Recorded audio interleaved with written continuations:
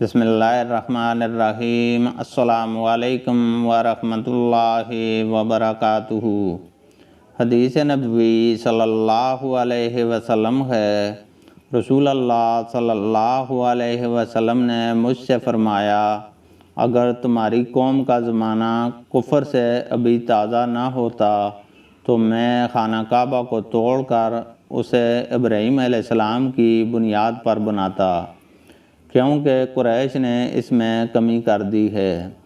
اس میں ایک دروازہ اور اس دروازے کے مقابل رکھتا۔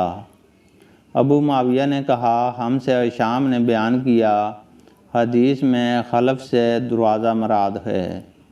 اللہ تعالیٰ سے دعا ہے کہ وہ ہمیں قرآن اور حدیث کو سننے، سمجھنے اور اس پر عمل کرنے کی توفیق عطا فرمائے، آمین۔